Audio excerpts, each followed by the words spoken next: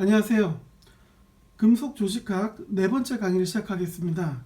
저는 이 강의를 담당하고 있는 윤정일입니다.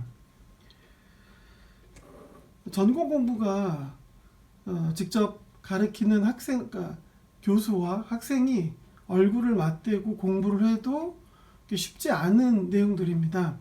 모르는 내용이 있으면 질문도 하고, 가르치는 입장에서는 학생들이 무엇을 잘 이해하는지, 무엇을 잘 못 이해하는지 직접 학생들의 어떤 표정이나 얼굴을 보고 판단을 하는데, 그런 것들이 잘 되지 않아서 일단 일방적으로 쭉 수업이 진행되기 때문에 배우는 학생 입장에서는 매우 어려울 거라고 생각이 됩니다.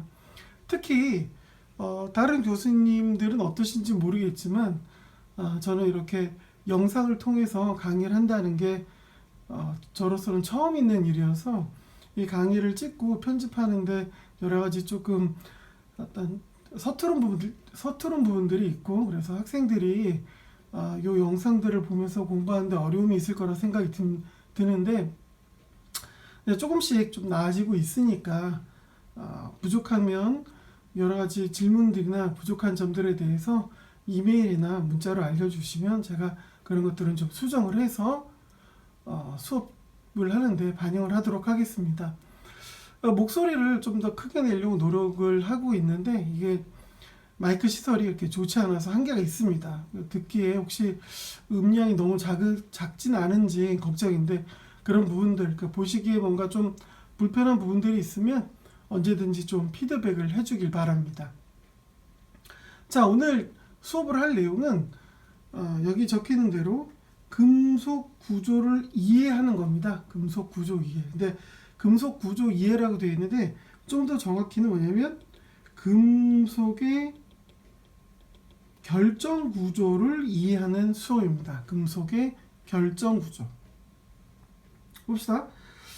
금속은 무슨 말인지 알겠고, 그러면 우리가 알아야 될 거는 결정 구조입니다. 결정 구조라는 의미를 좀 알면 오늘 수업을 어떤 걸 하는지 알 수 있겠죠. 결정 구조라는 거는 뭐냐면은 원자들이, 그렇죠? 원자들이 규칙적으로 쌓여 있는 형태. 요걸 결정 구조라고 합니다. 그 말을 조금만 바꾸면 뭐냐면 금속의 결정 구조로는 뭐야? 원자들이 쌓여 있는 그 규칙성을 이해하는 것. 그게 금속의 결정 구조를 이해한다는 겁니다. 다시, 오늘 우리가 할 수업은 금속의 구조를 이해하는 거예요. 금속의 구조를 이해하는데 좀 더 정확하게 표현하면 금속의 결정 구조를 이해하고 싶은 거야. 그러면 그 결정 구조는 뭐죠? 원자가 규칙적으로 쌓여있는 형태, 혹은 금속 원자가 쌓여 있을 때 그 쌓여 있는 것에 대한 규칙을 이해하는 것이 오늘 우리가 배울 내용들입니다. 자, 우리가 먼저 앞쪽에서 쭉 배웠었던 내용들을 잠깐 키워드들을 갖고 한번 잠깐 기억을 한번 해봅시다.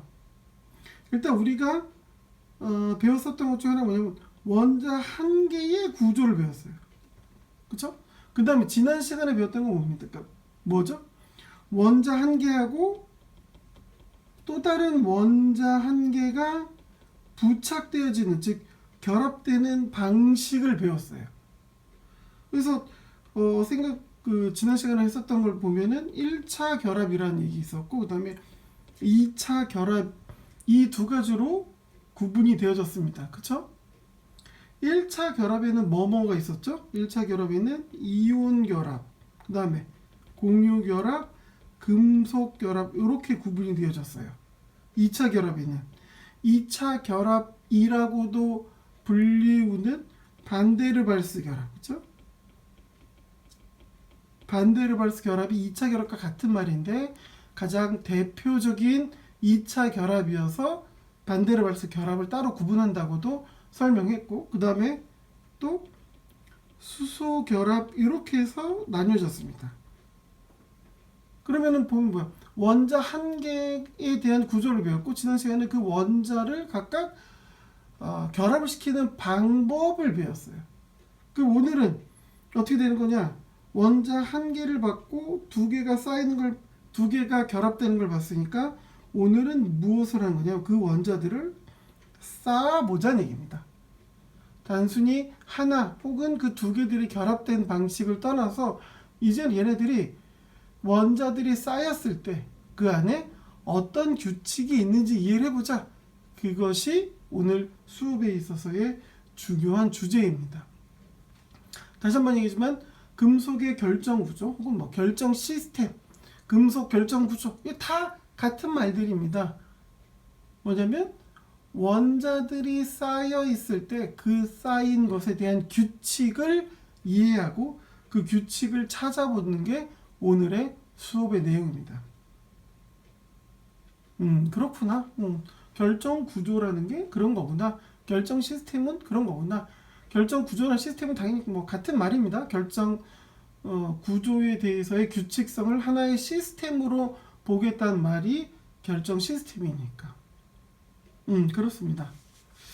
자, 이제 좀 봐봅시다. 먼저 우리가 배울 부분에 있어서 첫 번째는 뭐라 되면 결정 시스템을 표기하는 방법이에요.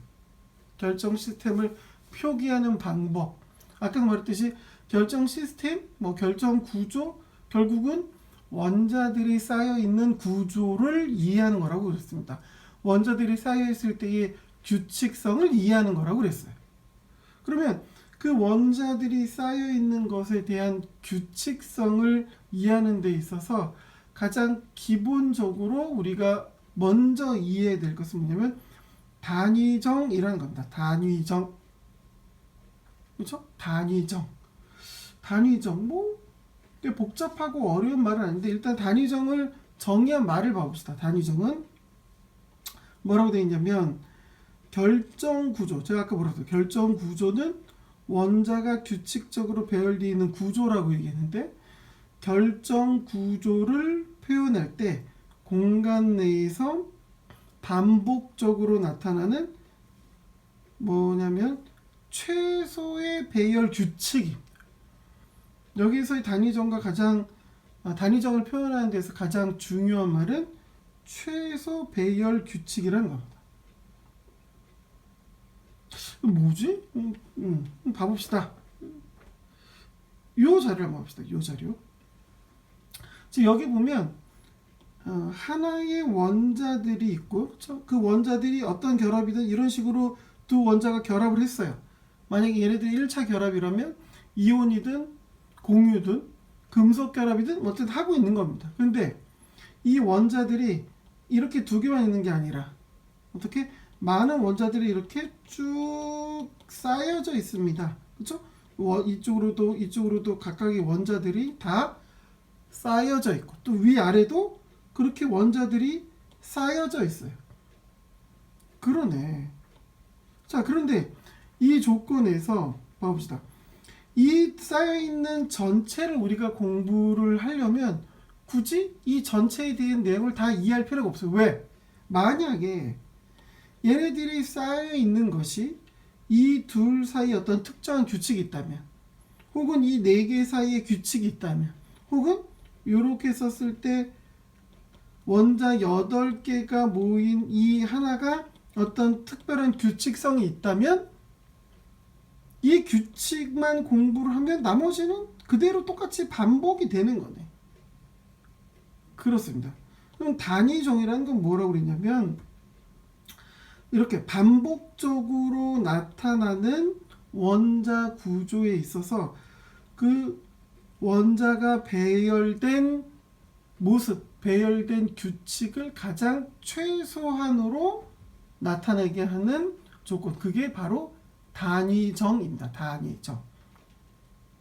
결국은 아까 말씀드렸듯이 이렇게 원자들이 쌓이는 조건에서 얘네들 다 전체를 이해하는 게 아니라 내가 어떻게 이렇게 해서 쌓여있는 일부분만 떼어내서 얘만 이해한다면 나머지 원자들에 있어서의 배열 규칙들을 이해할 수 있다. 그러면 우리는 다 공부할 필요 없이 이 8개의 원자들이 결합된 이 구조만 이해하면 된다는 거죠. 그러면 나머지 이 전체 이 구조들도 충분히 이해할 수가 있습니다. 그렇겠네요. 그게 바로 아까 뭐라고 했냐면 단위정이라고 부릅니다. 결정 구조, 아까 뭐라고 했냐면 원자가 규칙적으로 배열된 구조에 있는데 그게 반복적으로 나타났을 때 어떻게? 가장 최소한으로 그 규칙을 표현할 수 있는 어떤 구조, 그걸 단위정이라고 부릅니다. 그러니까 결국은 뭐예요? 반복된 것들을, 그렇죠? 반복된 구조에서 규칙만을 하나를 찾아나겠다는 겁니다. 그렇죠? 반복 속에서의 그 규칙을 이해하기만 하면 될 테니까. 그럼 이 단위정을 표현하는 방법은 뭐냐? 단위정 표현하는 방법은 어디냐면 육면체로서 표현합니다. 육면체. 육면체라는 게 뭐죠? 이렇게 생긴 애들이 그렇죠? 육면체죠. 이렇게 요게 육면체입니다. 그렇죠? 육면체를 표현할 때는 결국 뭐겠어? 이 변의 길이가 중요할 거고 이 변의 길이에 대해서 각 변이 이루고 있는 각도들도 중요합니다. 육면체를 표현하는 보통의 방법이 되는데 여기서 똑같아요. 단위정에 대해서 반복되는 규칙에 대해서 어떻게 육면체로서 표현을 하겠다는 거죠. 그래서 육면체로 표현할 때 어떻게 하면 변의 길이와 변들 사이의 각을 살펴보겠다는 겁니다. 결국은 뭐 변의 길이, 각 이걸 중요하게 변화시켜서 그 변화로 얻어지는 결과물들로 단위정을 표현을 해내겠다는 겁니다. 자, 일종의 암묵적인 약속입니다. 자, 변의 길이를 표현할 때는 어떻게? 스몰 a, b, c를 쓰고 각을 표현할 때는 어떻게 쓰냐면 다음과 같이 알파, 베타, 감마로 씁니다. 뭐 순서가 있나요? 아니, 순서는 따로 없어요. 어차피 내가 정해져 있는 규칙만 이해하면 그 순서가 뭐가 됐든 간에 만들어지는 모양, 정육면체는 그 모양이 똑같아지죠. 뭐 이해가 안 되는 사람은 그려봐요. 변의 길이가 모두가 같았을 때 만든 걸 빙글빙글 돌려보고 한 변의 길이를 순서를 바꿔서도 해봤을 때 빙글빙글 돌려보고 결국은 다 똑같아집니다. 그러니까 순서는 그렇게 중요하지 않습니다. 다시 한번 단위정은 그 단위정을 표현하는 데 있어서 육면체로서 표현하는데 육면체에 있어서 결국은 변의 길이하고 그 변들이 이루는 각도를 가지고 결정을 하는구나. 그 변의 길이는 스몰 abc로 표현하고 각도는 알파, 베타, 감마로 표현을 한다. 이렇게 이해하시면 될 것 같고 결국은 그 조건에 있어서 표현을 해내면 이렇게 되는 거죠. 그렇죠? 각 변의 길이 뭐 A, B, C 이렇게 되는 거고 변의 각 알파, 베타, 감마다. 그러면 변이 이루는 각이라고 그랬잖아요. 그러면 이 변과 이 변에 이루는 각을 알파라 했어요. 그 다음에 이 변과 이 변과 이루는 간격을 감마라고 했다. 혹은 이 변과 이 변이 이루고 있는 간격을 그 변과 변이 이루는 그 각도를 베타라 했다. 뭐 이렇게 해서 표현을 하면 된다라는 겁니다. 순서가 여기가 알파고 뭐 여기가 베타고 여기가 감마 이렇게 되면 틀리나요? 아니요, 그런 거 없어요. 아까도 말했지만 변의 순서와 이루는 각도가 바뀐다 하더라도 이루는 각도에 의해서 만들어지는 육면체의 모양은 정해져 있게 되는 겁니다. 그 변의 길이에 대한 중복, 각도와 그 각각의 각도에 대한 중복에 대한 문제, 뭐 이런 것들만 피하게 되면 뭐 같은 이야기가 될 겁니다. 그렇구나. 원자가 어떤 규칙을 가지고 배열되어 있는 것을 표기할 때 가장 최소한의 단위로 그 모양을 표현할 수 있는 방법, 그게 단위정이라는 어떤 하나의 시스템을 표현을 하게 되는데 그걸 표현하는 방법은 이렇게 육면체에 대해서 변의 길이와 각도로서 표현을 하는구나. 그 정도쯤만 이해하면 될 것 같아요. 그렇구나. 자, 그러면 아까 말했듯이 그렇게 원자들이 쌓여 있는 규칙 이런 것들을 단위정으로 표현할 때, 즉 육면체로 표현할 때 지금 인류가 발견한 그런 금속 혹은 재료들에 있어서의 어떤 원자들이 쌓여 있는 구조, 그걸 제가 결정 구조라고 불렀죠. 결정 시스템이라고 불렀는데 그 결정 시스템을 쭉 다 조사하고 분류를 한 사람이 있습니다. 그 과학자가 누구냐면 브라베이라는 사람이에요. 그래서 결정 시스템을 표기하는 것은 단위정을 이용해서 표기를 하는데 그 단위정을 표기할 때 사람이 지금까지 사용하고 있는 모든 재료들의 단위정의 구조를 다 조사를 해봤더니 그거 조사를 한 사람이 브라베이라는 사람인데 그 사람이 조사를 해봤더니 다음과 같은 조건으로 분류가 되더라. 어떻게? 이렇게. 무슨 얘기냐? 모든 재료들을 다 분석을 해봤어요. 분석을 하고 걔네들의 단위정을 생각을 해봤더니 그 단위정을 분류해봤었을 때 다음과 같이 하나, 둘, 셋, 넷, 다섯, 여섯, 일곱 종류로 구분이 되어지더라는 거예요. 그리고 일곱 종류고 각각의 종류에 대해서 어떤 애들은 세 가지가, 어떤 애들은 두 가지가, 뭐 어떤 애들은 네 가지가 이런 식으로 쭉 돼 있어서 결국은 브라베이라는 사람이 분류를 해봤더니 재료에 있어서의 결정 구조에 대한 규칙을 쭉 보면 어떻게 되냐면 일곱 종류의 총 14가지로 분류가 가능하더라라는 거예요. 아, 그렇구나. 7종류의 세부적으로는 총 14가지로 분류가 될 수 있구나. 그렇게 생각하시면 될 것 같아요. 아, 그렇구나. 육방적으로 표현할 때 그 육방정에 대해서 우리가 사용하는 재료들은 다음과 같은 애들로서 원자들에 있어서의 배열 상태가 분류가 되어질 수 있구나. 그러네요. 자, 그러면 브라베이라는 사람 이름 알았고 격자는 뭐예요? 격자는 반복된 모양을 보고 격자라고 부르잖아요. 반복된 모양. 아까 계속 얘기했었던 어떤 그런 규칙성 뭐 그런 얘기를 합니다. 그러니까 브라베이 격자는 브라베이라는 사람이 찾아낸 결정 시스템이다 생각을 하면 됩니다. 자, 그럼 그 7종류를 좀 살펴봅시다. 입방정계, 정방정계, 사방정, 육방정, 삼방정, 단사정, 삼사정 이렇게 구분이 되어지다. 총 7가지네요. 그리고 7가지를 표기할 때도 아까도 말했듯이 단위정을 표기하는 거는 뭐가 있다고 했습니까? 어떤 방법을 쓴다고 그랬죠? 육면체에 뭐를 쓴다고요? 변의 길이 그거를 스몰 abc로 표현하고 그 다음에 그 변들이 이루고 있는 각 그걸 알파, 베타, 감마로 표현을 한다고 그랬어요. 그럼 당연히 브라베이도 똑같이 표현이 됩니다. 입방정을 봅시다. 입방정은 뭐라고 되어 있어요? A, B, C야. 뭐야? 이거는 각 변의 길이인데 각 변의 길이가 모두 다 같고 그 다음에 알파, 베타, 감마 이건 뭐야? 각 변이 이루는 각인데 그 모두 각이 다 90도예요.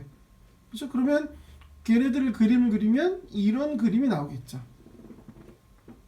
이거 우리가 도형에서 표현하면 결국 얘네들이 얘가 정육면체죠. 변의 길이가 모두 같고 이루는 각이 다 90도. 입방정계에 속하는 세부는 다음과 같이 세 가지로 구분됩니다. 단순 입방, 채심 입방, 면심 입방. 무슨 말이죠? 이게 한자어로 다 표현되어 있기 때문에 잘 이해가 안 될 수도 있는데 이거는 뒤에 가서 한 번 더 볼 테니까 입방정계는 이렇게 정의가 되는구나. 그리고 그 종류에는 이렇게가 있구나. 그렇죠? 그럼 얘가 세 가지. 정방정계를 봅시다. 정방정계는 두 변의 길이는 같고 한 변의 길이는 다르네. 근데 변들이 이루는 각은 90도야. 그럼 마찬가지 그림을 그리면 이렇게 나오겠다. 그쵸? 이걸 우리는 직육면체 이렇게 부르기도 하잖아. 직육면체 이렇게 부릅니다. 뭐 그렇구나. 정육면체, 직면체 이거는 지금 우리가 관심 있어 하는 부분은 아닙니다. 그렇죠? 헷갈리지 마시고. 아, 입방전개, 정방전개에 대해서 정의가 이렇구나. 사방전개는 변의 길이가 다 다르고 이루고 있는 각도는 90도. 육방전개는 얘는 좀 독특하네. 어떻게 돼 있어요? 두 변의 길이는 같고 한 변의 길이는 다른데 이루고 있는 각도에 대해서 두 변에 대해서 두 지점은 90도를 이루지만 하나는 어떻게? 120도를 이루네. 그러네. 120도를 이루. 그래서 이 육방전개를 그림을 그리면 얘는 이렇게 그림이 그려져. 그렇죠? A 이렇게 됐어요. 한 변에 대해서 다른 변과 길이가 같고 한 변의 나머지 한 변의 길이는 서로 달라. 이렇게 돼서 그림이 표현됐고, 그 다음에 90도야. 여기가 이루는 각도로 보면, 그렇죠? 여기가 90도가 되는 거고, 그 다음에 이루고 있는 각이 돼서 여기서부터 이 변과 이 변이 이루는 그렇죠. 여기가 90도 이루는 조건에 대해서 그렇죠? 이 변과 그러니까 이 변과 이 변이 이루는 90도인데, 그렇죠? 이 변과 이 변이 이루는 90도 보면 이렇게 안쪽으로 또 90도가 되는 거고, 그렇죠? 그 다음에 이 변과 이 변을 했었을 때 이루고 있는 각도 90도. 각이 그래서 90도인데 하나는 120도야. 뭐가 120도죠? 이 변과 이 변이 이루는 각도가 120도가 되는 거죠. 이게 육방전개. 위에서 쳐다보면 이렇게 이 모양으로 되어 있습니다. 그 중에 따져서 하나만 보면 이렇게 해서 이렇게만 하나의 단위적 시스템으로 보겠다는 거예요. 왜? 이거 나머지는 이거 하나가 또 있는 거고 또 있는 거잖아. 그림을 그려보세요.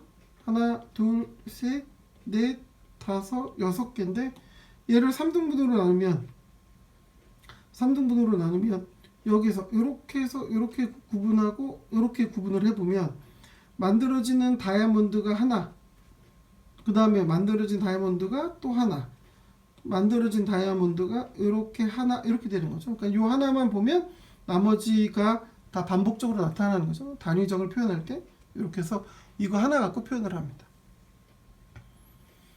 입방전개, 정방정, 사방정, 육방정 받고, 그렇죠?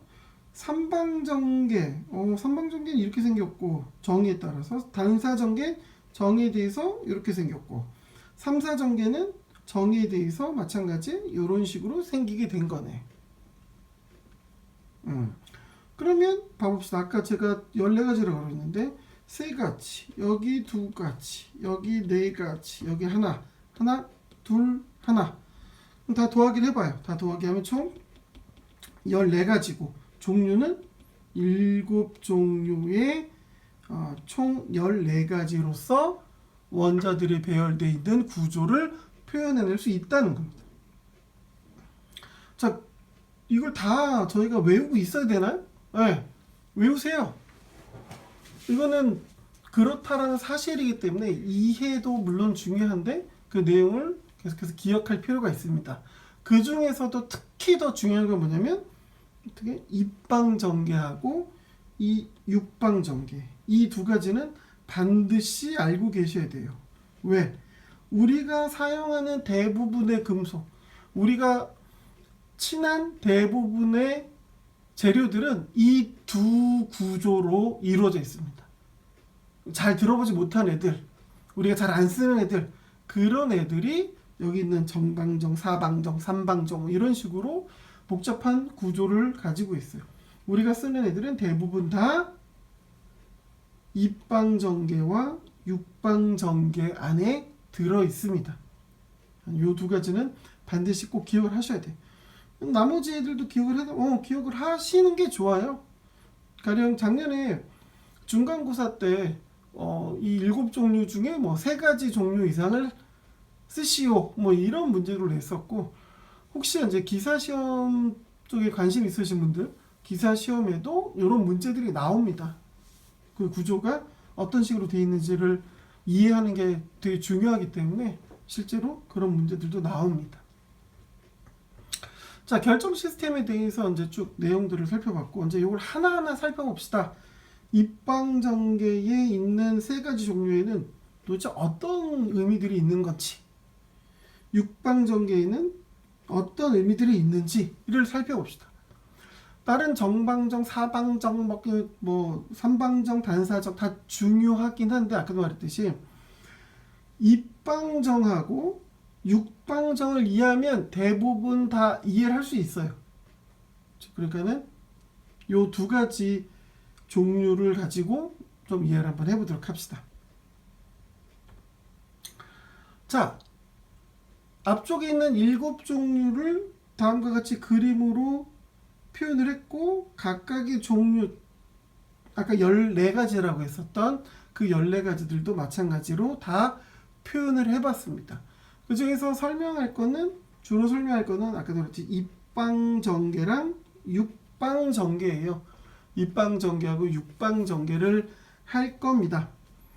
자, 입방전개는 뭐라고 불렀어요? 영어로 큐빅이죠. 큐빅 시스템.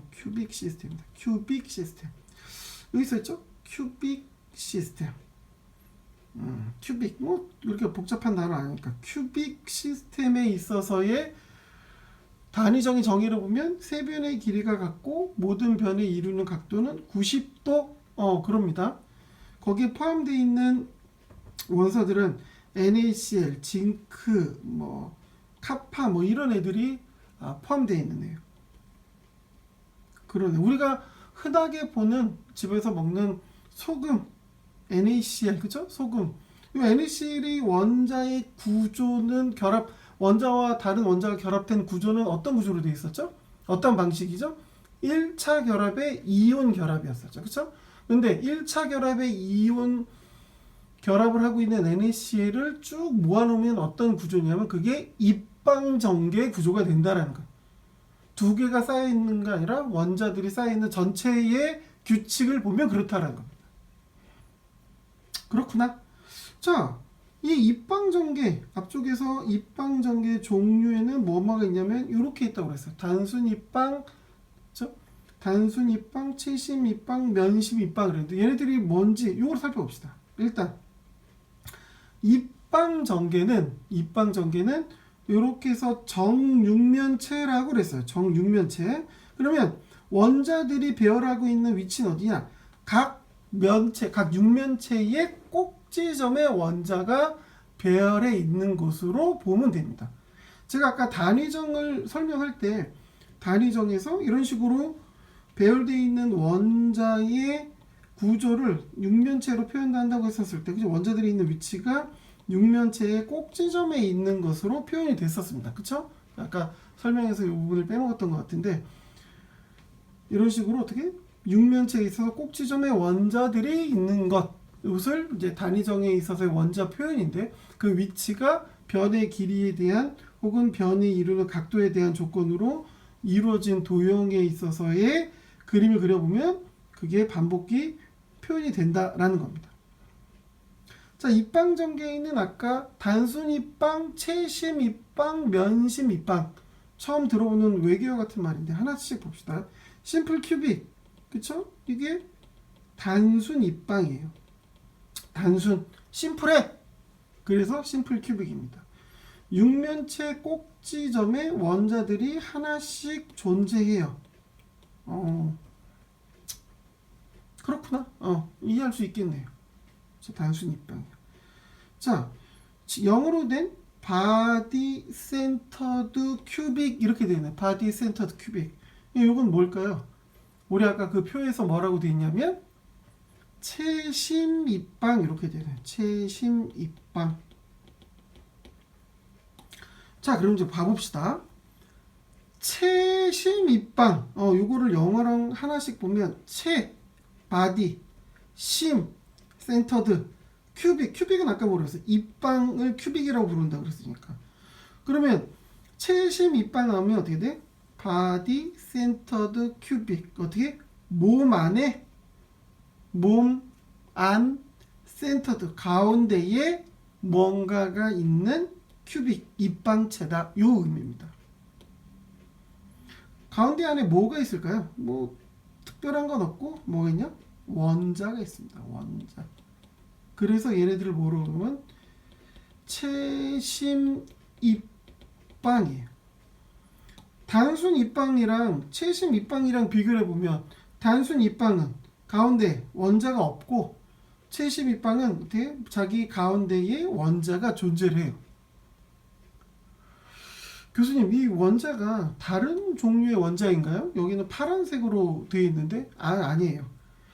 여기서의 색깔은 의미가 없어요. 색깔은 의미가 없고 뭐 굳이 색깔 따진다면 여기도 그냥 똑같이 빨간색으로 표기를 해요. 그냥 다른 애들이랑 비교하기 여러분들이 좀 더 잘 보이라고 파란색으로 표현한 거야. 그냥 원자가 있는 조건에 대해서 원자가 다음과 같이 육면체 꼭지점에 있었을 때 그 꼭지점 제일 가운데에 원자가 하나 더 있다. 몸 가운데에 원자가 하나 더 있다. 그래서 바디 센터 큐빅이야. 채심 몸의 가운데에 원자가 하나 있는 입방체다. 이렇게 되는 겁니다. 면식 봅시다. 면식 답을 얘기를 해버렸네요.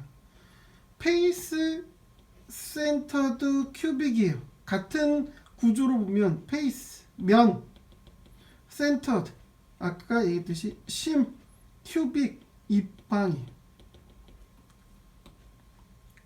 됐죠? 그럼 뭐야? 페이스 면 센터드 심 큐빅 입방 같은 내용이 되는 거고 그림을 보면 이번엔 뭐라고 했어? 페이스야. 페이스인데 면이야. 어떻게? 정육면체가 입방 구조라고 그랬었잖아요. 이랬었을 때 면심은 뭐냐면 이 면 이게 하나의 면이 되는 거죠. 이 면 가운데에 원자가 하나 더 들어있다. 이게 면심이에요. 그럼 봅시다. 정육면체는 정육면체잖아. 정육면체는 면이 몇 개예요?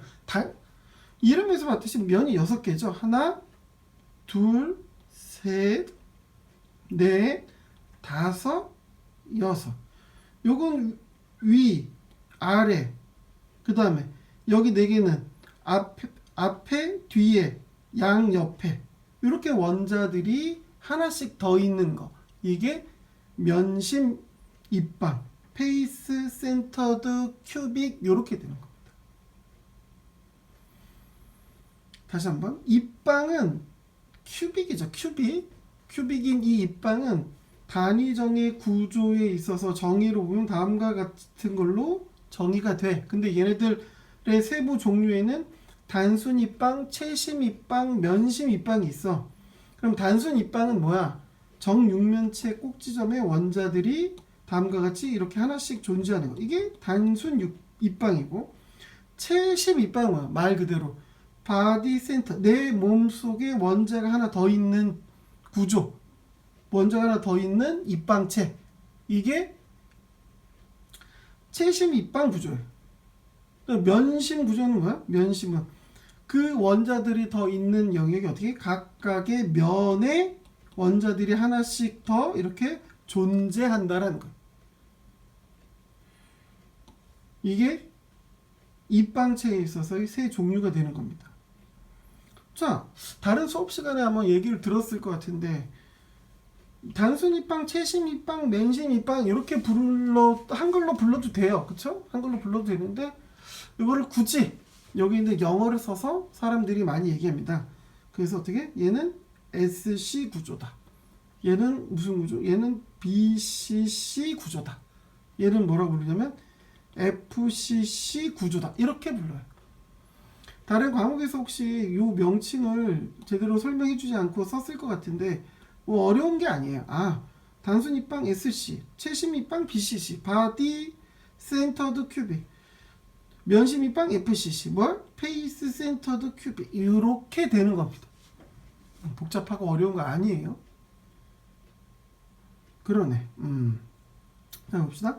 입방정계에 대해서 존재하는 단순, 채심, 면심 요 세 개를 어째 배웠으면 좀 나머지 것들은 쉽게 이해할 수 있어요. 자 봅시다. 정방정계에는 뭐가 있어요? 단순 정방하고 채심 정방이 있네. 단순 정방은 뭘까? 그러면 아까 이거 우리 직육면체로 불렀는데 직육면체 꼭지점에 각각 원자들이 존재하기만 하는 거네. 단순 정방이고. 채심 정방은 그렇게 꼭지점에 원자들이 존재하고 이게 가운데 하나 들어있으면 채심 정방이네. 교수님 왜 정방정계에는 면심 입방이 없죠? 없는 거예요. 그렇죠? 왜 없죠가 아니라 얘네들은 그런 구조를 갖고 있는 재료가 존재하지 않는 겁니다. 사방전개 봅시다. 사방전개 됐고 사방전개 정의는 이렇대. 변의 길이가 다 다른데 각도는 90도야. 그렇죠? 그냥 육면체네. 그냥 육면체라는 얘기겠죠. 변의 길이가 다 다르니까. 얘네들을 보면 단순 사방, 채심 사방, 면심 사방은 알겠어. 그렇죠? 이거는 아까 했었지. 채심, 면심은 아까 배웠으니까. 채심은 바디 센터드, 면심은 페이스 센터드니까. 그런데 우리가 안 배운 내용이 하나 나왔네요. 뭐? 저심 사방이 나왔는데 저심 사방.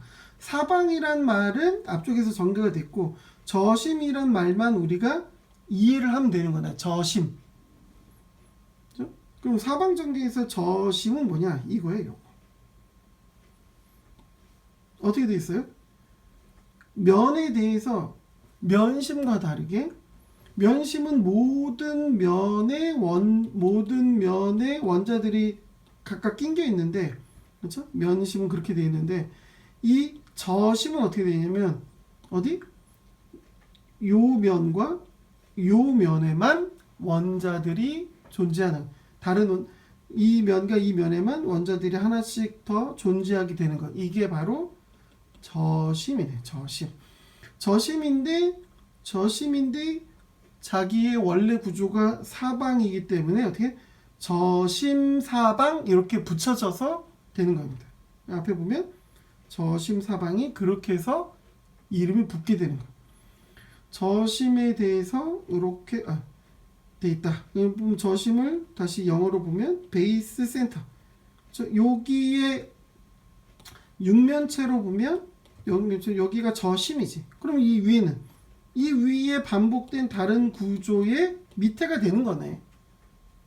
그래서 얘네들은 저심사방이 되는 겁니다. 됐죠? 자, 그럼 다시 돌아와서 보면 입방정계 세 가지 공부하고 나니까 나머지들도 눈에 보이네. 정방이 단순 채심, 알겠고, 사방은 단순 채심 면심인데 여기 더불어서 저심을 하나 더 봤습니다.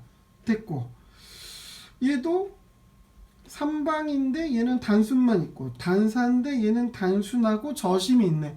채심이나 면심은 없고, 삼사인데 얘도 단순만 존재하는 거네.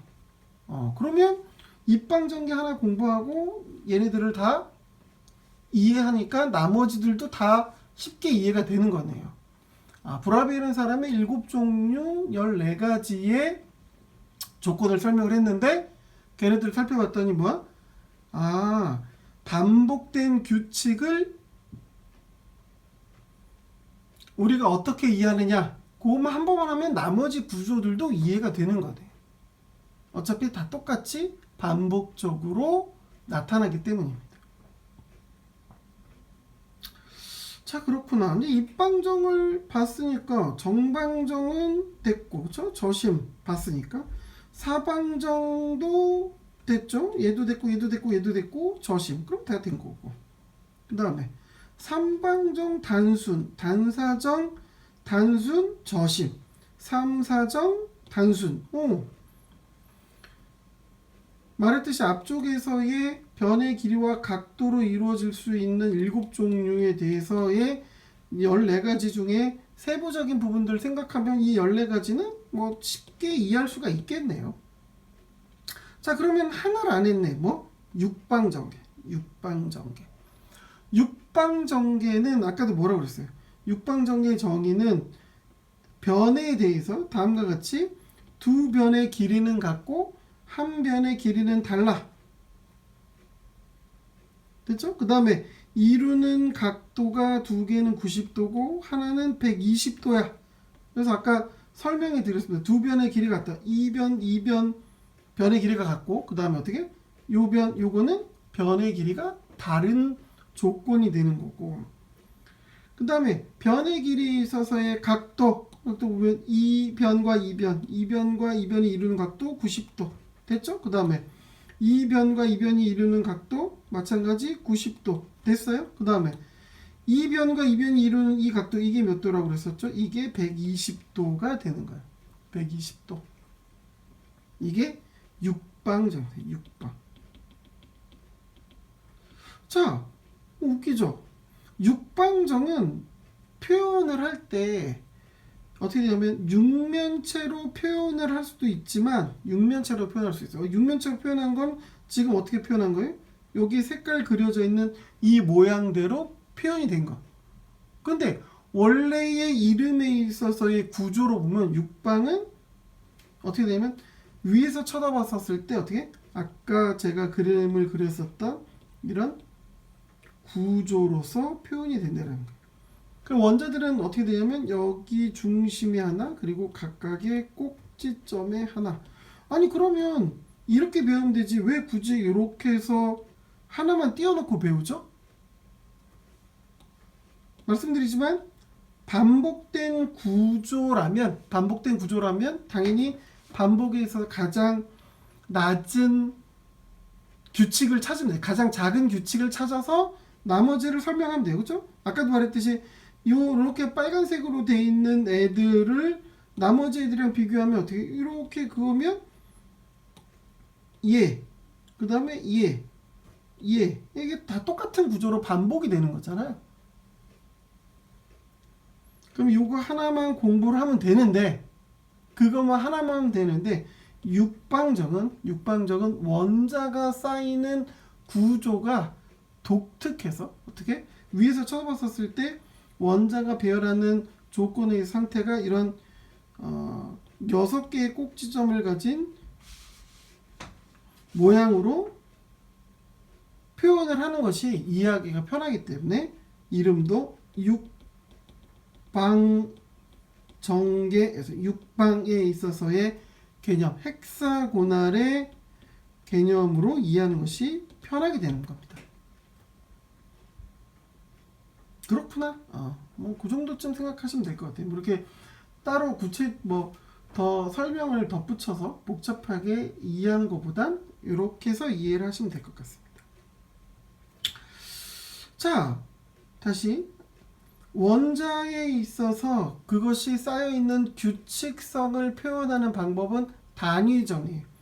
단위정은 변의 길이하고 각을 갖고 표현하는데 이런 갖고 쭉 분석을 해봤더니 사람들이 쓰는 금속과 재료들을 모두 다 분석을 해봤더니 어떻게 7종류 14가지로 분류가 되더라. 7종류 중에 제일 중요한 건 입방정계랑 육방정계다. 얘네들은 우리가 사용하는 보통의 재료에서 가장 많이 나타나는 구조이기 때문이라. 입방전개랑 육방전개가 중요하구나. 그러면 입방전개에 있어서의 세부 내용들을 단순, 채심, 면심으로 부르는데 그럼 걔네들은 뭔데? 걔네들은 다음과 같이 단순, 채심, 면심, 심플 큐빅, SC, 바디 센터드 큐빅, BCC, 페이스 센터드 큐빅, FCC, 그래서 SC, BCC, FCC 이렇게 부른다.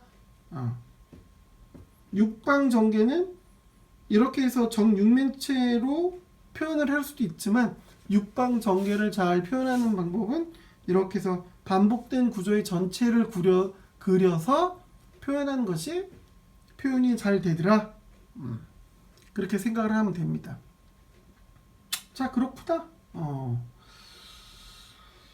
자, 그럼 이제 다음으로 이제 좀 봅시다. 다음에 이제 우리가 생각을 해야 될 건 뭐냐면 귀속 원자수예요. 귀속 원자수가 뭐냐? 귀속 원자수는 우리가 아까 그렸던 그림에 대해서 반복성을 이해하면 귀속 원자 수가 이해가 됩니다. 뭐냐? 다 생각을 해봐요. 아까도 말했듯이 단위정을 표현을 할 때 반복된 구조에 대해서 반복이 가장 최소가 되는 원자의 구조를 육면체로서 표현을 하는 게 단위정인데, 문제는 이 단위정은 결국 뭐냐면 반복된 구조 속의 규칙이라는 겁니다.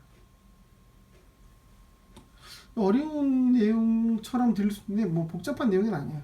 그러니까 무슨 얘기냐면, 봐봅시다. 이렇게 해서 육면체로 단위정을 그렸어요. 그러면 옆에 단위정을 또 그리면 어떻게 되죠? 똑같아요. 이렇게 돼서 또 육면체가 붙는 거지. 그렇죠? 그러면 옆에 있는 단위정은 어떻게 돼요? 또 똑같이 이 육면체가 붙어서 가는 거예요. 그러면 원자가 위치하는 조건은 뭐냐 그러면 각 단위정, 육면체로 표현했었을 때 꼭지점에 원자를 그린다고 그랬어요. 꼭지점에 원자를 그려서 표현을 하게 되는데, 꼭지점에 있는 원자를 그렸을 때 가령 이 원자 하나를 생각해보면 이 원자는 여기 단위정에도 포함이 돼 있고 그 다음에 이쪽 단위정에도 포함이 돼 있는 거야.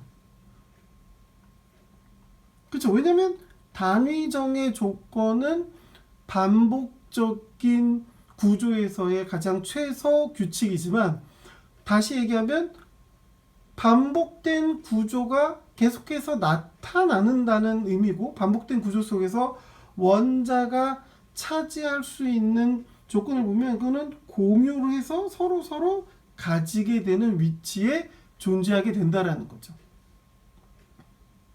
그러니까 이 원자에 대해서의 배열 상태가 반복된 단위정이기 때문에 순수하게 내 것만 있는 게 아니라 옆에 있는 단위정에도 걸쳐 있게 된다라는 거죠. 그러면 귀속 원자라는 건 뭐냐? 귀속 원자 어떻게? 단위정 내에 있는 어떻게? 원자 수를 의미한다. 이걸 조금 쉬운 표현을 하면 뭐야? 진짜 내 원자. 단위정이 가지고 있는 거죠. 있는 원자의 개수. 이게 귀속 원자세요. 실제 단위정이 갖고 있는 원자의 개수. 다른 사람이랑 공유하는 거 빼고 내가 순수하게 들고 있는 원자가 몇 개나 되지? 그걸 귀속 원자 수라고 부른다라는 겁니다. 자, 무슨 말인지 잘 모르겠습니다. 그냥 봅시다. 하나씩 봐봅시다. 제가 아까 이걸 뭐라 했어요? 입방에 있어서 원자들이 각 꼭지점에 존재하면 이걸 보고 단순 입방이라고 부르세요. 단순 입방. 그리고 얘는 단순 입방에 대해서 육면체의 중심에 원자가 하나 더 있죠. 얘는 그래서 최심 입방이 되는 거야. 최심 입방. 그리고 얘네들은 이렇게 각각의 원자들이 육면체의 면에 하나씩 존재하게 되죠. 그렇죠? 얘는 면심 입방이에요. 그렇죠? 그래서 얘는 심플 큐빅 SC, 얘는 BCC, 얘는 FCC 이렇게 부른다라고 얘기를 했습니다. 다른 수업에서 그렇게 부를 거예요. BCC 구조입니다. 뭐 FCC 구조입니다.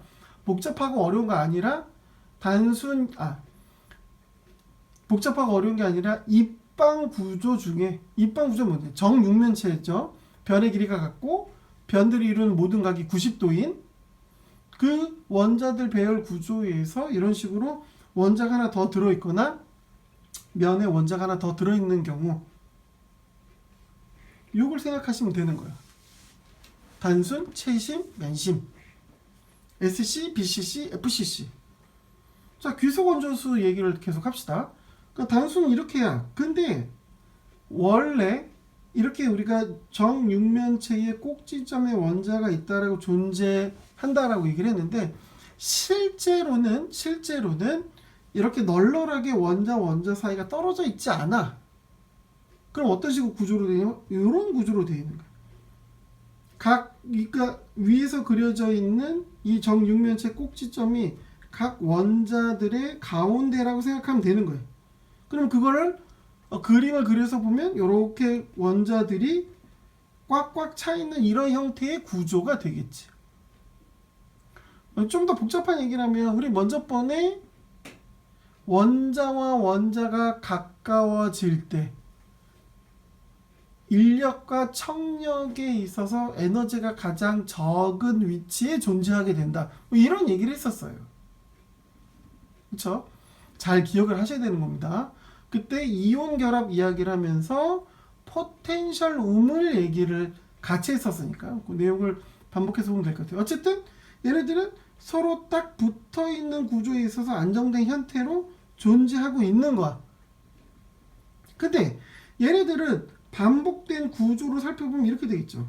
여기도 있지만 단위정은 여기에 있어서의 단위정만 생각할 게 아니라 얘네들은 그 옆에도 똑같이 단위정이 존재하고 위도 아래도 다 똑같은 단위정이 그대로 반복적으로 나타나죠. 당연히 단위정이라는 게 반복이라는 거니까.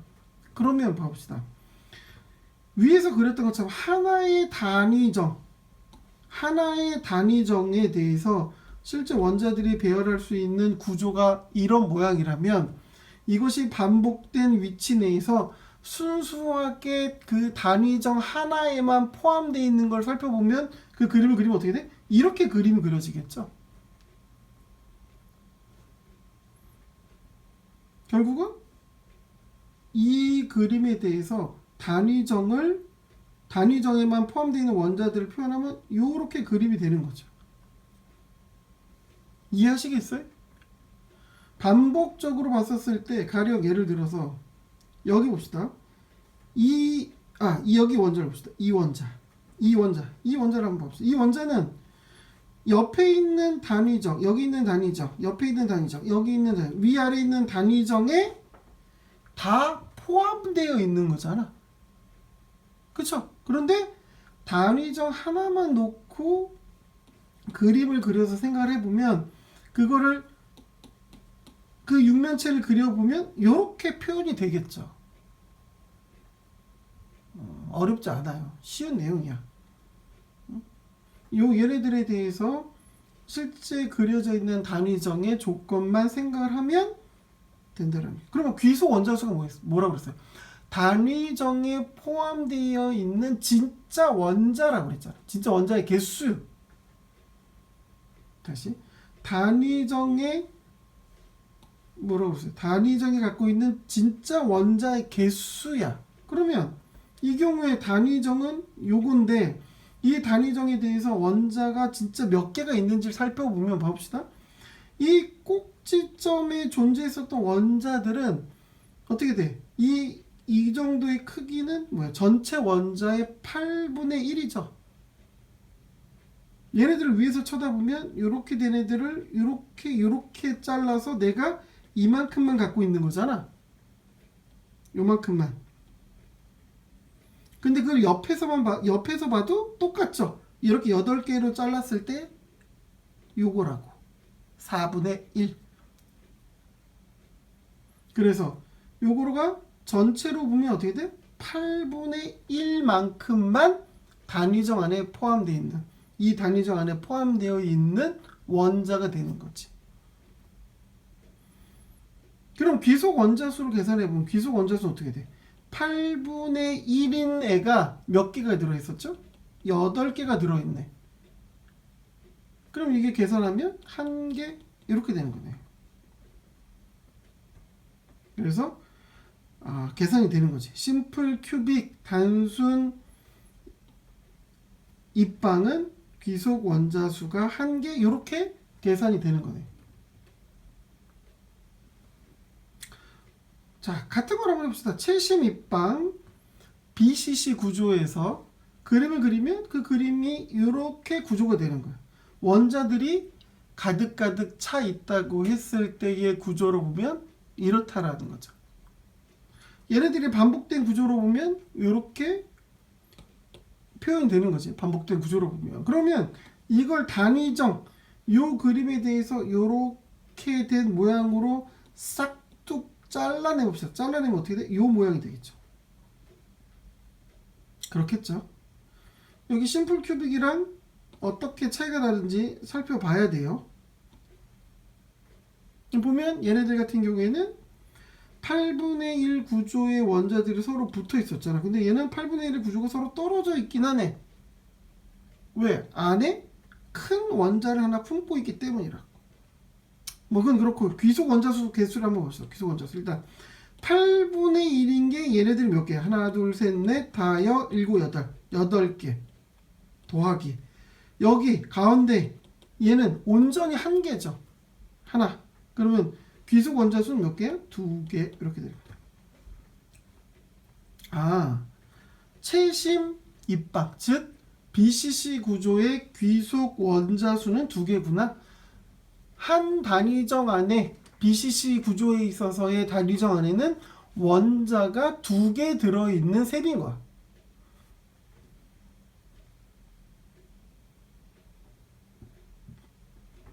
면심을 합시다. 면심 똑같아요. 면심 입방 FCC 페이스 센터 큐빅 FCC라고 부르는데 얘네들을 원자들을 가득 채워서 각 꼭지점에 원자들이 존재하고 있다고 보면 요 구조가 되는 거고, 반복적으로 나타나는 조건에 대해서 어떻게 단위정 하나만 표현해서 보면 이렇게 표현이 되겠네요.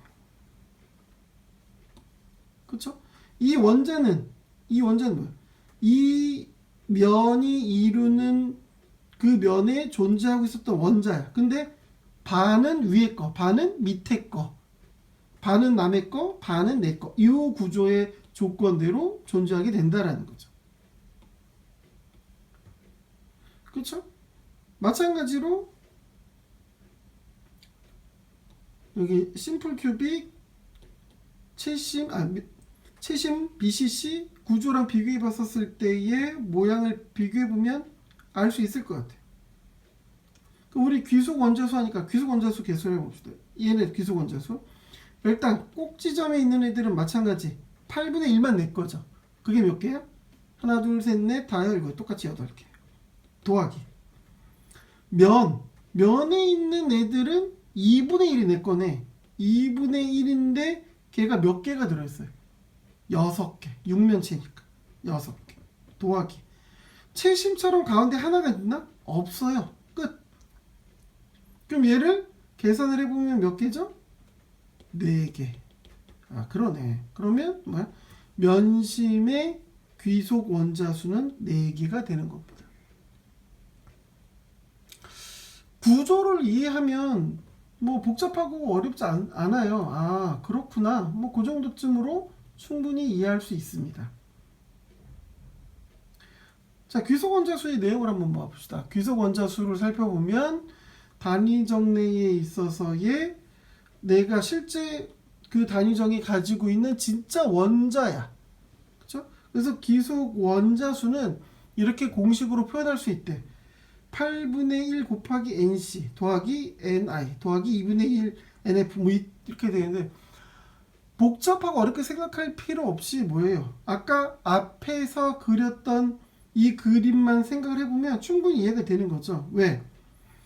NC가 모서리에 존재하는 거래. 모서리는 당연히 단위정 개념으로 보면 8분의 1만 낼 거잖아. 그래서 8분의 1 곱하기 모서리에 있는 원자의 개수를 곱하면 되고, 그 다음에 NI가 뭔데? NI는 내 내부에 있는 거야. 그럼 NI는 내부에 있으니까 다른 사람이랑 나눠 가질 일이 없잖아요. 그냥 그 개수가 귀속 원자수 내 진짜 단위정의 진짜 내 거가 되는 거지. 그 다음에 2분의 1은 몇? 각 면에 만약에 각 면에 원자가 존재하게 되면 절반은 남의 거, 절반만 내 거. 그렇죠. 그래서 2분의 1에 곱하기 마찬가지 NF 이렇게 되는 겁니다. 여기 보면 이거는 이제 코너가 될 거고, 이거는 내부 인터널에 될 거고, 얘는 페이스가 되겠죠. 뭐 이런 겁니다. 특별하게 뭐 복잡하고 어려울 건 없고 이 공식을 외워야 되나요? 이건 뭐 공식이라고도 할 수도 없고 각 원자들이 이루고 있는 구조만 생각하면 귀속 원자수의 개수는 금방 이해가 될 겁니다. 그러면 여기 있는 심플 큐빅, 최심, 그러니까 단순 입방, 최심 입방, 면심 입방, 즉 SC, BCC, FCC 구조를 외워야 되나요? 당연하죠.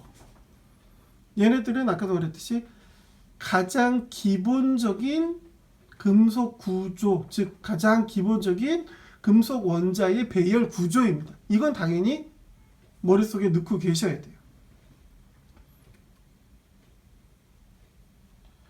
됐죠?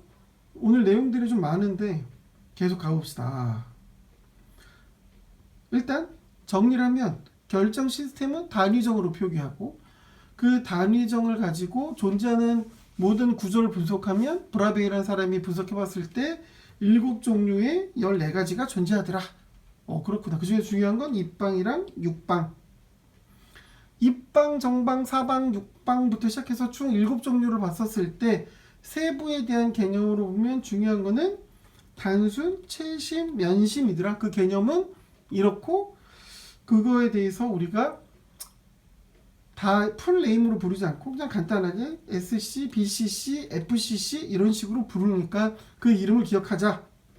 입방하고 육방은 중요하니까. 됐고 귀속 원자수는 단위정 내에 있는 단위정에 포함되어 있는 진짜 원자 개수야. 그 개념을 이해하기 위해서 우리가 단순 즉 SC, BCC, FCC에 대해서 단위정 내에 있는 각각의 원자의 구조를 머릿속에 떠올리면 귀속 원자수에 대한 공식 이런 건 공식으로 생각할 필요조차 없다. 그냥 그 구조만 머릿속에 떠올릴 수 있으면 아주 쉽게 계산이 되는 거죠. 최심은 당연히 내 몸에 안에 있는 거니까. 면심은 각 면에 대해서 2분의 1씩만 서로 나눠 가지게 되는 그런 구조가 될 테니까. 그렇구나. 자, 좀 더 복잡한 거 해봅시다. 좀 더 복잡하다? 강의를 하면서 느끼는 건데 학생들은 수학이 좀 들어가면 복잡하게 생각을 하는 것 같아요. 복잡하지 않아요. 복잡하지도 않고 어렵지도 않아. 그러니까 제가 설명드리는 것만 잘 이해하시면 될 것 같습니다. 자, 지금 이제 얘기했던 거는 아까 우리가 두 번째로 귀속 원자수를 배웠는데 세 번째로 원자 충진율을 배울 거야. 원자 충진율.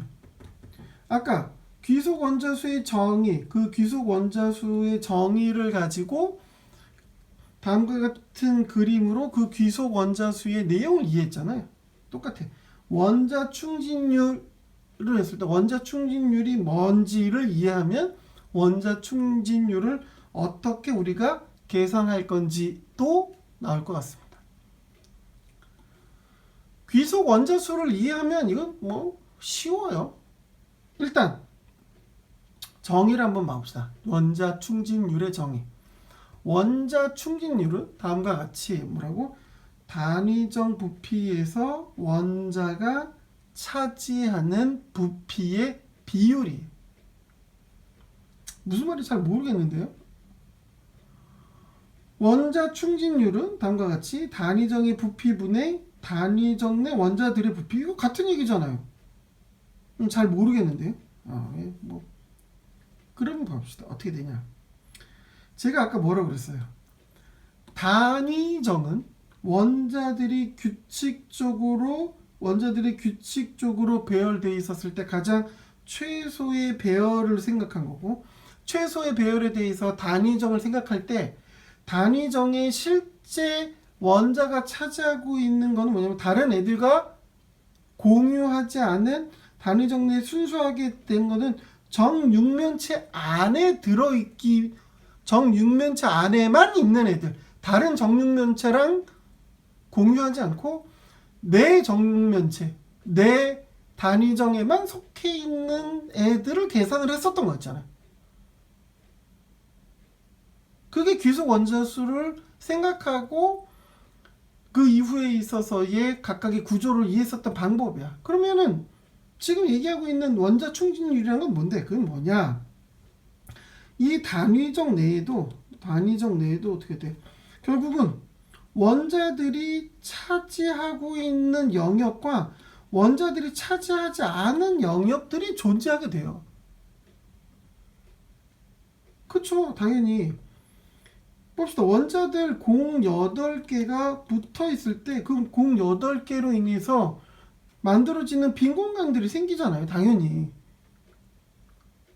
그쵸? 당연히 그렇다고. 그러면 이건 뭐냐? 결국은 뭐야? 단위적 내에, 이 단위적 내에 원자가 차지하고 있는 부분, 원자가 차지하고 있는 원자의 부피, 그 다음에 이 단위적 내에 뭐야? 원자가 비어있는, 원자가 비어있는 표현보다는 비어있는 부피, 이걸 구분해서 표기를 해줘야 되는 거야. 그렇죠? 즉 원자가 단위정에서 얼마큼 공간을 차지하고 있지? 그게 원자 충진율이야. 그럼 당연히 단위정의 부피를 계산하면 되고, 그쵸? 그 다음에 단위정 안에 원자들로 인해서 사라진 부피, 즉 원자가 차지하고 있는 부피를 계산을 하면 그 비율이 원자의 충진율이 되는 거죠. 원자의 충진율. 그래서 얘네들을 영어로 표현하면 Atomic Packing Factor, 그래서 APF 이렇게 표현을 하는 겁니다. 보통 이거는 그냥 원자 충진율이라고도 많이들 불러요. 그렇구나. 그래서 이 원자 충진율을 계산하는 과정을 살펴보면 뭐라고 되어 있어요? 원자 충진율은 단위정의 부피, 이건 전체의 부피일 거고, 전체의 부피가 되는 거죠. 그리고 그 단위정 내에 어떤 부피? 원자들이 차지하고 있는 부피, 이걸 생각하면 되는 거죠. 그러면 단위정에 원자들이 차지하고 있는 부피라는 건 뭐야? 단위정 내에 원자들이 차지하고 있는 부피다. 이건 뭐야? 단위정 안에 포함되어 있는 원자 개수. 아까 이게 뭐예요? 단위정 안에 있는 진짜 원자 개수. 얘가 곧 귀속 원자수가 되는 거죠. 원자수. 그 다음에 거기에 그 원자 한 개가 차지하고 있는 부피가 얼마인지만 알면 되는 거잖아. 그쵸? 한 개의 부피를 알면 그 가령 뭐 예를 들어서 귀속 원자수가 3이다. 그러면 3개잖아. 그러면 하나의 부피에 대해서 곱하기 3을 하면 전체 부피가 나오는 거니까. 복잡하고 어려운 내용 아니죠. 혹시 설명을 이해를 잘 못하실까봐 오히려 말을 좀 길게 해서 헷갈릴 수도 있을 것 같은데, 다른 게 아니라 원자 충진율이라는 거는 단위정 정육면체가 있어. 이 정육면체 안에 어떻게 실제로 원자들이 얼마큼 차지하고 있는지, 얼마큼의 빈 공간을 차지하고 있는지 그 비를 생각해 보자라는 거예요. 그걸 왜 생각을 하죠? 이게 원자들이 쌓이는 방식에 따라서 공간들이 달라지거든. 그쵸? 그래서 그 비율이 중요한 거야. 거기에 대해서 원자들이 차지하는 부피, 즉 이 정육면체 안에 원자들이 얼마나 포함되어 있지? 이거를 보겠다라는 겁니다. 요거를 좀 계산을 한번 해봅시다. 그러면 지금 우리가 계산을 할 건 뭐냐? 요게 지금 우리가 예로 본 요 구조에 대해서 원자 충진율을 한번 계산을 한번 해봅시다. 원자 충진율을 계산을 해봅시다. 요건 앞에랑 내용이 동일해요. 그쵸? 봅시다. 요거예요. 요거의 출발점은 어디예요? 요거예요. 요거의 더 출발점은 이거고, 이거는 여기서부터 나온 겁니다. 그쵸? 원자들을 다 잘라서 순수하게 진짜 단위정에 포함되어 있는 내용만 생각하면 이렇게 되는 거잖아요. 봅시다. 원자 충진율은 뭐라 했어? 단위정의 부피분의 단위정 내 원자들의 부피라고 얘기를 했어요. 됐죠? 그러면 이 위쪽에 단위정 내 원자들의 부피는 어떤 식으로 계산이 되냐? 부피는 단위정 내 원자 개수 곱하기 원자 한 개의 부피라고 했어요. 일단 이거부터 한번 계산을 해봅시다. 단위정 내 원자 개수, 이게 뭐야? 귀속 원자 수잖아. 이렇게 된 애들의 귀속 원자 수는 하나죠. 왜? 이거 지금 그림이 잘 안 보이나? 이렇게 지금 우리가 그리는 입방체 정육면체는 이렇게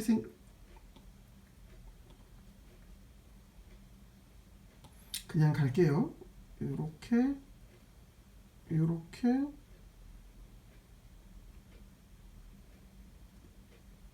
그려져 있는 거죠. 그렇죠?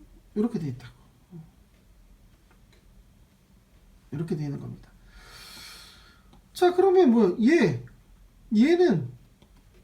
8분의 1만 내 거였던 거잖아. 8분의 1만인데 총 몇 개가 있어? 하나, 둘, 셋, 넷, 다섯, 일곱, 여덟 개. 한 개가 귀속 원자수, 진짜 이 단위정이 포함되어 있는 원자야. 거기에 대해서 원자 한 개의 부피를 계산하면 되는 거죠. 혹시나 9는 공 같은 거예요. 공에 만약에 반지름을 R이라고 한다면 이 9의 부피는 수학적으로 다음과 같이 표현합니다. 3분의 4 파이 R 세제곱. 반지름을 라지 R로 표현하든 혹은 스몰 R로 표현하든 똑같은 거죠. 그렇죠? 3분의 4 파이 R 세제곱. 이렇게 배워요. 중학교 때 우리 도형 배우면서 했었던 거야. 중학교 때고 다 필요 없고 어쨌든 공에 대해서 공처럼 생긴 애에 그 공이 차지하고 있는 부피를 계산을 하면 그 공의 반지름만 알면 이렇게 해서 표현을 할 수 있다라는 겁니다. 단위정 내 원자들의 부피는 원자 개수하고 원자 한 개의 부피가 필요해. 귀속 원자 수는 이 구조를 통해서 금방 알 수 있어.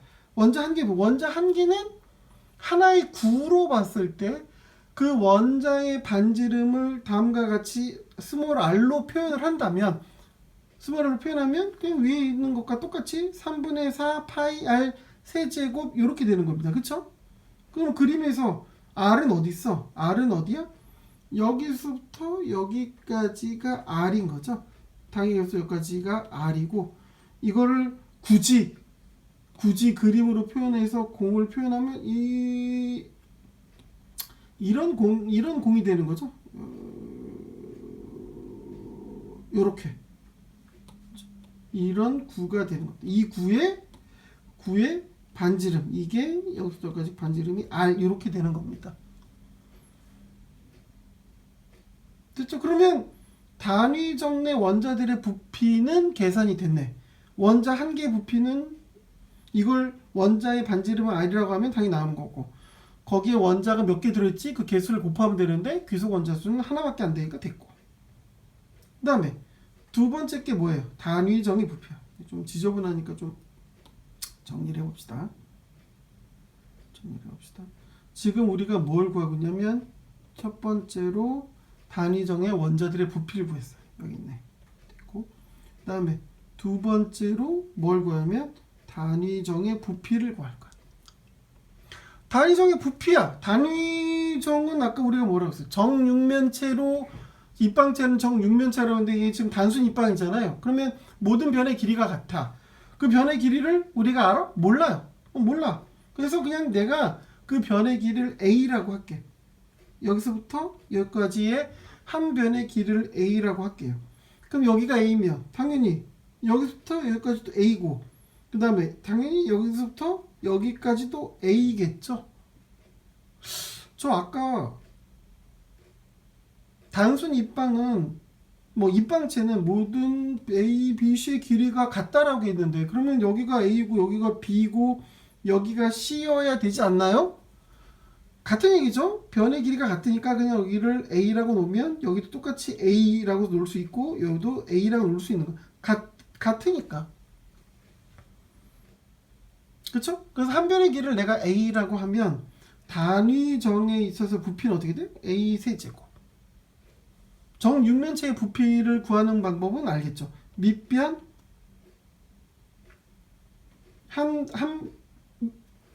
밑면의 넓이니까 a 곱하기 a 그 다음에 높이 이렇게 계산하면 이렇게 되는 거죠. 그러네. 자, 그러면 다 구했네. 여기 1번하고 여기 2번 됐죠?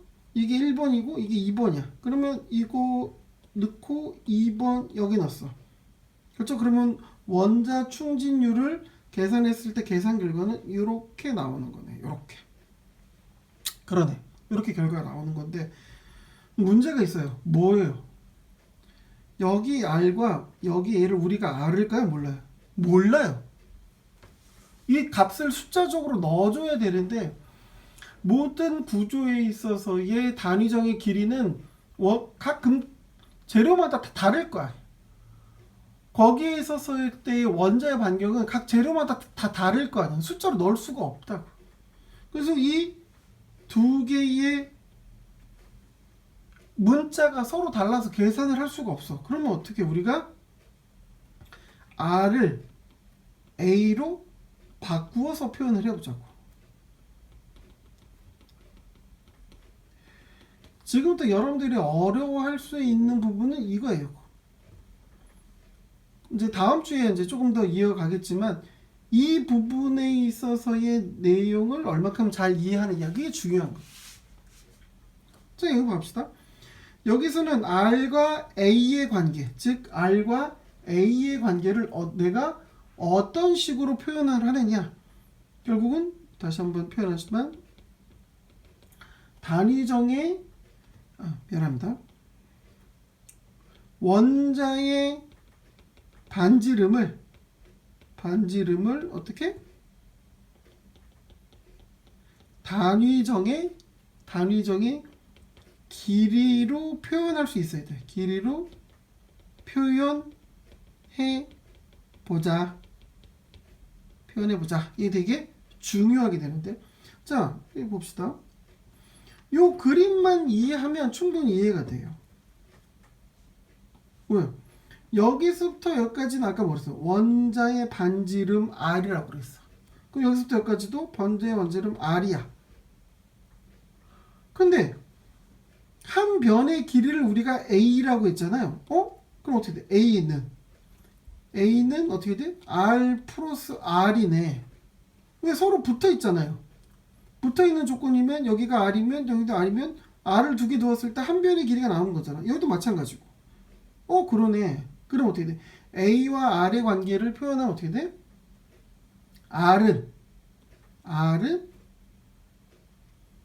이 R은 A죠?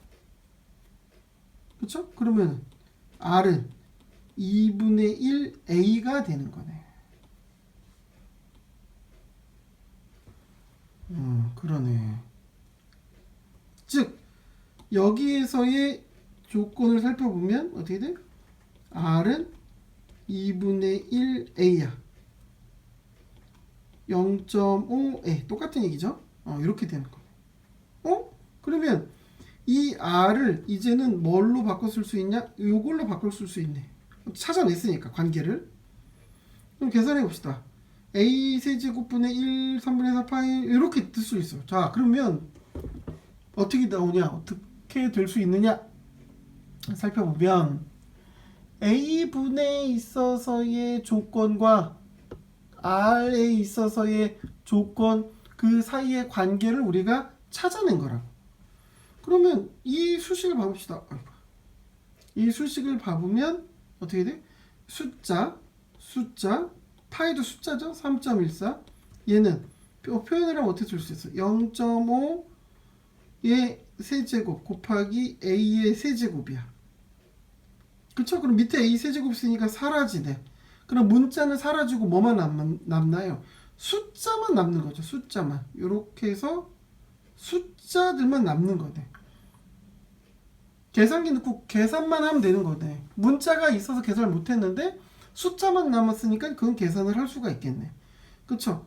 1 곱하기 3분의 4 곱하기 3.14 곱하기 0.5 곱하기 0.5 곱하기 0.5 즉 0.5 세제곱을 해서 나오면 그 값의 결과가 얼마야? 0.52라는 거. 즉 그 비율에 있어서의 원래의 개념으로 뭐야? 단위점. 원자가 이렇게 배열되어 있는 경우에는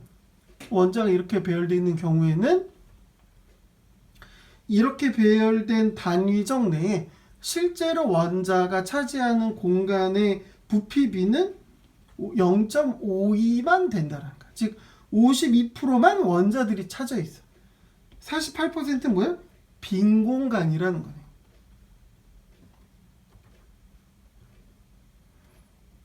이해하시겠어요? 여기 보면 여기 결국은 뭐야?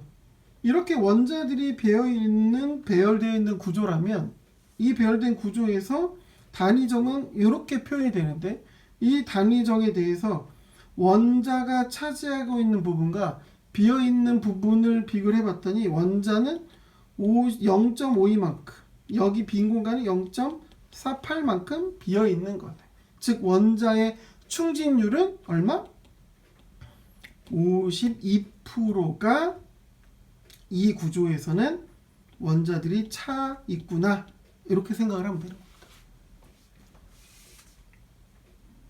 오늘 좀 복잡한 내용들 배운 것 같은데 원자가 배열되어 있는 구조에 있어서 특징을 표현하는 몇 가지를 배웠어요.